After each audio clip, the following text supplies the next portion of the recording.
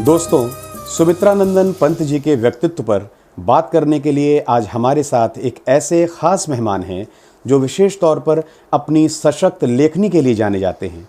आपको उत्तर प्रदेश हिंदी संस्थान द्वारा प्रतिष्ठित सम्मान साहित्य भूषण से सम्मानित किया गया है।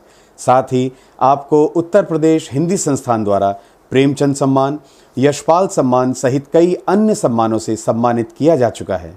आपकी उपन्यास, कहानी, कविता, गज़ल, लेख, संस्मरण, इंटरव्यू आदि की कोई 40 पुस्तकें प्रकाशित हो चुकी हैं। तो आइए स्वागत करते हैं बहुआयामी प्रतिभा के धनी, हिंदी जगत के सशक्त व्यक्तित्व श्री दयानंद पांडे जी का। पांडे जी, बहुत बहुत स्वागत है आपका हमारे इस विशेष कार्यक्रम में। जैसा हम लोग बात कर रहे थे, आज का कार्यक्रम हमारा सुमित्रानंदन पंत जी के ऊपर आधारित है। तो मैं चाहूँगा, चूँकि आप खुद एक सशक्त हस्ताक्षर हैं हिंदी जगत के, तो सुमित्रानंदन पंत जी के विषय में अगर कहा जाए तो अपने समकालीन कवियों में वो कहाँ तक आपको दूसरे कवियों से अलग दिखाई पड़ते हैं? पंत जी अलग ही नहीं है, बिल्कुल अलग है, बहुत अलग है। छायावाद के जो 4 प्रमुख स्तंभ हैं, जयशंकर प्रसाद, सुमित्रानंदन पंत, महादेवी वर्मा और सूर्यकांत त्रिपाठी निराला, इन चारों में सुमित्रानंदन पंत बिल्कुल अलग है। उनसे कोई मेल नहीं है, कोई तालमेल नहीं है। उनकी धारा बिल्कुल अलग है, उनकी धारा बिल्कुल अलग है।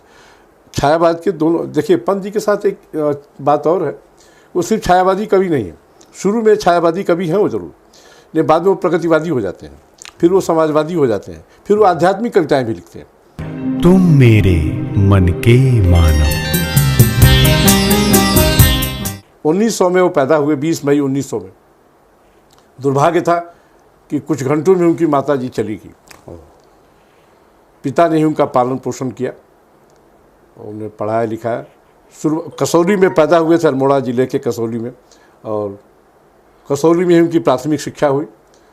और फिर वो अल्मोड़ा गए पढ़ने, और अल्मोड़ा में जब वो गए तो उन्होंने जो प्राथमिक शिक्षा का जो सर्टिफिकेट था, उनके पिता जो थे गंगा दत्त पंत, उन्होंने उनका नाम रखा था गोसाई दत्त पंत। ये बहुत कम लोग जानते हैं। हाँ, बिल्कुल। तो गोसाई दत्त पंत को उन्होंने काट दिया, एक चक्कू से लेके खुरच दिया नाम। अच्छा।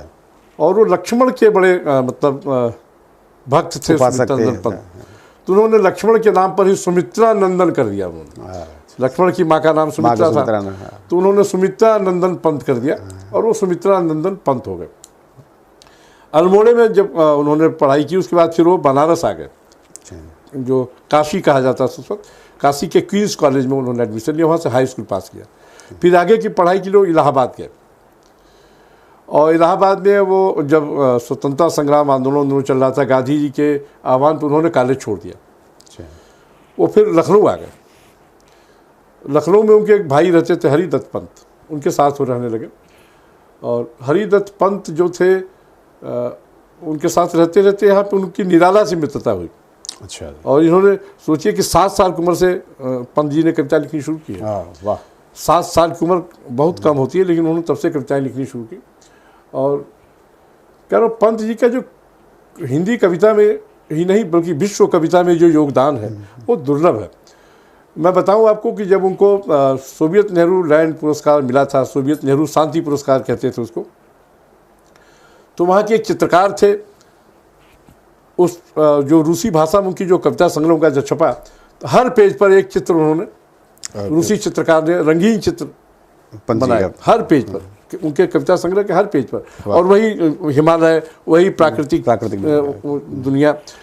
और इतना ही नहीं, एक अमेरिकी चित्रकार हुए बूस्टर, वो तो पंत जी की कविताओं से इतने मतलब प्रभावित रहे, वो अल्मोड़ा में आके बस गए। वाह। और न सिर्फ बस गए, वहाँ की हिमालय, वहाँ की प्राकृतिक चीज़ों को चित्र बनाते रहे, रंगीन चित्र बनाते रहे, और जैसे मतलब वो पंत जी के ही होके रह गए। तो ऐसा बहुत कम साहित्यकारों को ये मतलब हिंदी में खासकर या भारतीय भाषा के किसी कवि को ये महत्व मिला हो। क्योंकि वो दौर और आज का दौर बहुत सा अंतर है। आपने लंबा समय आपने भी देखा है, क्या काव्य जगत हो, चाहे साहित्य जगत हो, संगीत जगत हो, कोई हो, लेकिन क्या हमारा कालखंड का एक समय का प्रभाव आपकी रचनात्मकता पर पड़ता है क्या? बिल्कुल पड़ता है।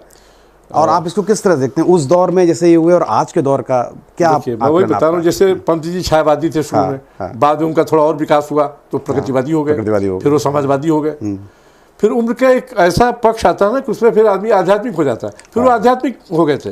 देखिए वो मतलब पंत जी के साथ एक बहुत कंट्रास्ट आप कह सकते हैं। वो गांधी से भी प्रभावित थे, मार्क्स से भी प्रभावित थे, अच्छा। फ्रायड से भी प्रभावित थे और महर्षि अरविंद से भी प्रभावित थे। और बाद में तो वो रजनीश के बहुत अच्छे दोस्त हो गए थे। पांडे जी, आपसे तो इतनी ज़्यादा हम लोगों को जानकारियाँ मिली और मैं समझता हूँ हमारे सुनने वालों को भी, हमारे देखने वालों को भी इतनी ज़्यादा मालूमात शायद पहले पंत जी के बारे में नहीं होगी जितना पांडे जी ने बताया, हम लोगों ने जाना।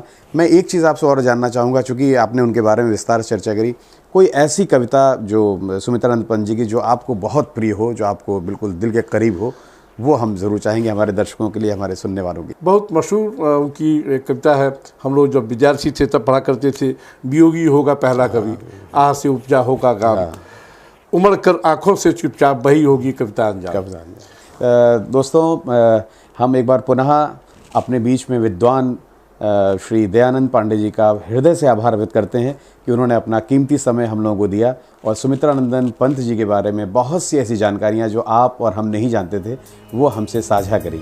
पुनः एक बार फिर आपका बहुत बहुत धन्यवाद। मानस के स्पंदन प्राणों के चिर पहचाने तुम, मेरे मन के मानव, मेरे गानों के गाने, मेरे मानस के स्पंदन प्राणों के चिर पहचाने।